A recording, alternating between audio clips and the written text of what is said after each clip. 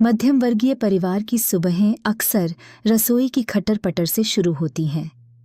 मीरा पिछले 7 सालों से इसी आवाज का हिस्सा थी। सुबह के 6 बज रहे थे। बाहर हल्की धुंध थी। मीरा ने चाय का पतीला चढ़ाया और अदरक कूटने लगी। तभी उसकी सास शारदा जी हाथ में मोबाइल थामे रसोई में दाखिल हुईं। उनके चेहरे पर वह जानी पहचानी मतलबी मुस्कान थी, जिसे देखते ही मीरा का मन अनजाना सा बोझ महसूस करने लगता था। मीरा, जरा चाय छानकर हॉल में ले आ, मुझे तुझसे कुछ जरूरी बात करनी है, शारदा जी ने आदेशात्मक लहजे में कहा। मीरा समझ गई कि आज फिर कोई फरमाइश आने वाली है। वह चाय लेकर हॉल में पहुंची। शारदा जी ने फोन लाउड स्पीकर पर डाल दिया। दूसरी तरफ उनकी बेटी तनु की चहकती हुई आवाज आ रही थी। मम्मी, मैंने और विनय, तनु के पति ने तय किया है कि अगले रविवार को नए घर का उद्घाटन और नाती का जन्मदिन एक साथ मनाएंगे। हमने कम से कम 60 मेहमानों को बुलाया है। शारदा जी खुशी से फूली नहीं समाई। वाह रे बेटा, बहुत अच्छा, पर खाने पीने का क्या सोचा है? शहर के हलवाई तो बहुत लूटते हैं। तनु ने असली मुद्दा छेड़ा। वही तो मम्मी, कैटरर वाला 20,000 रुपये मांग रहा है। मैंने सोचा कि भाभी के हाथ के खाने की तो सब तारीफ करते हैं। अगर भाभी 2 दिन पहले आ जाएं तो 5,000 रुपये के राशन में सारा काम हो जाएगा। जो 15,000 रुपये बचेंगे उससे मैं अपने ड्राइंग रूम के लिए वो इटालियन झूमर खरीद लूंगी जो मुझे बहुत पसंद है। चाय का कप मेज पर रखते हुए ठिठक गई। उसके कानों में 15,000 का झूमर और 5,000 का राशन शब्द गूंज रहे थे।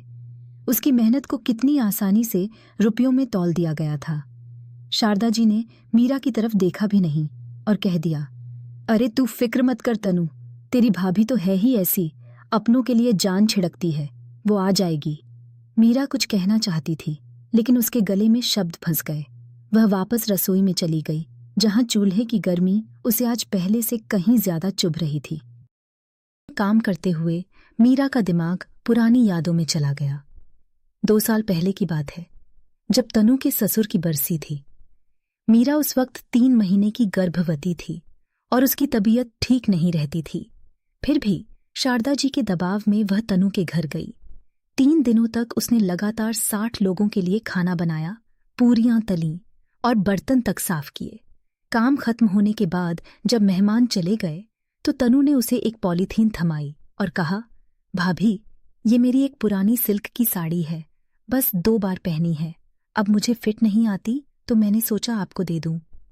वह इनाम नहीं, मीरा के आत्मसम्मान पर चोट थी। और आज फिर वही कहानी दोहराई जा रही थी। एक झूमर की कीमत के लिए मीरा के शरीर और मन को थकाने की तैयारी थी। दोपहर को जब मीरा का पति आकाश ऑफिस से घर आया तो उसने देखा कि मीरा आज बहुत शांत है। खाने की मेज पर सिर्फ दाल और सूखी रोटी थी। शारदा जी ने आकाश को उकसाते हुए कहा, देख अपनी बीवी के तेवर आकाश। तनु ने प्यार से मदद क्या मांग ली, इसने मुंह फुला लिया। कहती है कि वह नौकरानी नहीं है। मीरा ने पहली बार अपनी नजरें उठाईं और सीधे अपनी सास की आंखों में देखा। मम्मी जी, मैंने ये कभी नहीं कहा कि मैं नौकरानी हूं। मैंने तो सिर्फ ये सोचा कि क्या मेरी मेहनत की कीमत सिर्फ एक झूमर है।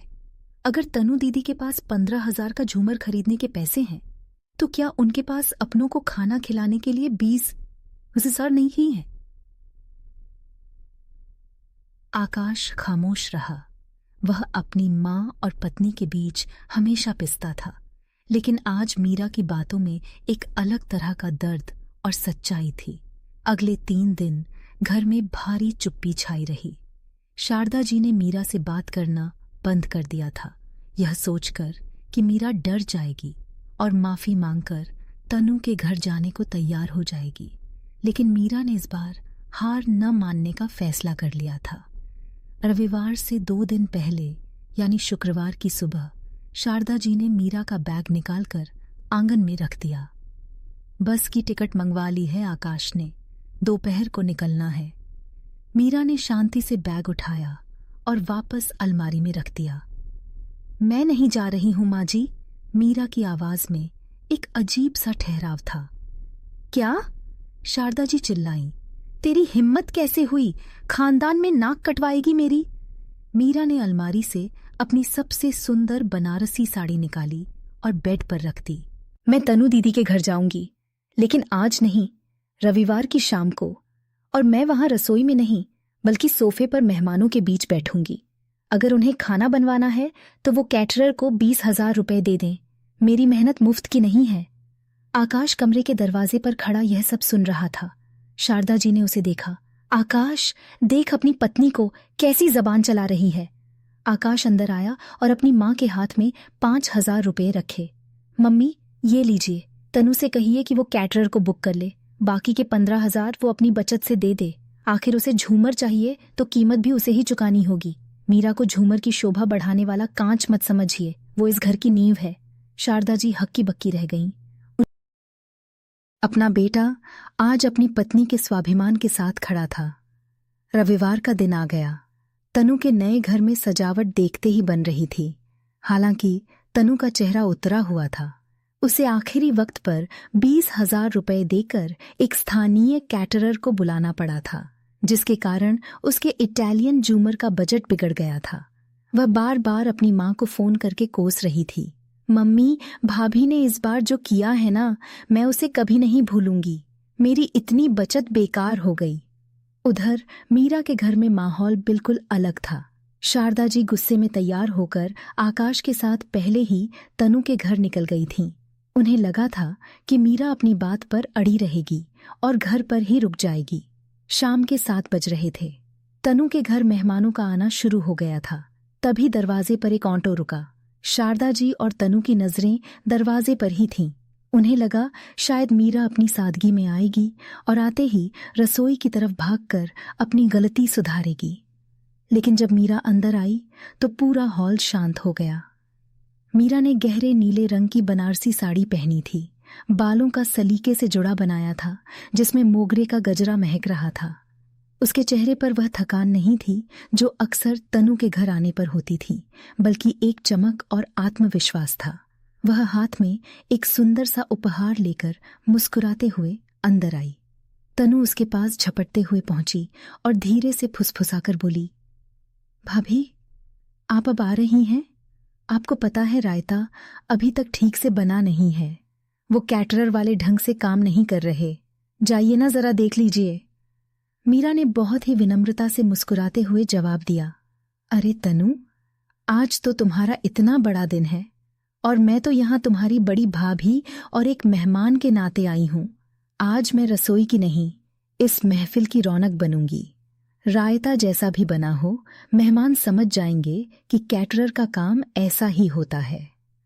पार्टी के बीच में तनु के ससुर जी ने सबके सामने घोषणा की, आज खाना बहुत स्वादिष्ट है, लेकिन मुझे याद है पिछली बार जब मैं आया था तब मीरा बहू ने अकेले सारा प्रबंध किया था। वैसी बात इस बाजारी खाने में कहाँ? तनु ने तुरंत मौका लपकना चाहा। वही तो पापा, मैं तो भाभी से कह रही थी कि आप ही बना लो, पर भाभी ने इस बार मना कर दिया। शायद अब इन्हें अपनों की मदद करना भारी लगता है। सबकी नजरें मीरा पर टेक के। शारदा जी को लगा कि अब मीरा सबके सामने शर्मिंदा होगी, लेकिन मीरा ने शांत स्वर में कहा, अंकल जी, मदद और मजदूरी में एक महीन सा फर्क होता है। जब तक तनु को मेरी जरूरत थी मैं हमेशा खड़ी रही, लेकिन जब मेरी मेहनत की तुलना एक झूमर के पैसों से की गई तब मुझे समझ आया कि यहाँ मेरी जरूरत नहीं बल्कि मेरी किफायत की कद्र है। रिश्तों में जब तक सम्मान का नमक सही न हो तब तक खाने का स्वाद फीका ही रहता है। हॉल में सन्नाटा छा गया। तनु के पति विनय ने आगे बढ़कर कहा, मीरा भाभी ने सही कहा तनु, हम अपनी सुख सुविधाओं के लिए अपनों को मशीन समझने लगते हैं। मुझे माफ कर दीजिए भाभी। पार्टी खत्म होने के बाद जब सब घर लौटे तो शारदा जी चुपचाप अपनी बहू को देख रही थीं। आज उन्हें अपनी बहू में वह काम करने वाली नहीं बल्कि घर की गरिमा नजर आ रही थी। आकाश ने मीरा का हाथ थामते हुए कहा, आज तुमने सिर्फ अपने लिए नहीं मीरा, हम सबके लिए एक मिसाल पेश की है। मीरा ने खिड़की के बाहर देखा। चांद की रोशनी साफ थी। उसे एहसास हुआ कि जब आप खुद की कद्र करना शुरू करते हैं तो दुनिया अपने आप आपकी कद्र करने लगती है। उसने ठान लिया था कि वह अब अपनी कुकिंग की कला को बेकार नहीं जाने देगी। अगले ही महीने मीरा ने अपना एक छोटा सा होम कैटरिंग का काम शुरू किया, जहां उसकी मेहनत की कीमत अब लोग सम्मान और रुपयों दोनों से चुकाते थे। तनु को उसका झूमर तो मिल गया, लेकिन वह उस चमक को खो चुकी थी जो उसे अपनी भाभी के निस्वार्थ प्यार से मिलती थी। कहानी का संदेश: रिश्ते त्याग से नहीं, परस्पर सम्मान से जीवित रहते हैं।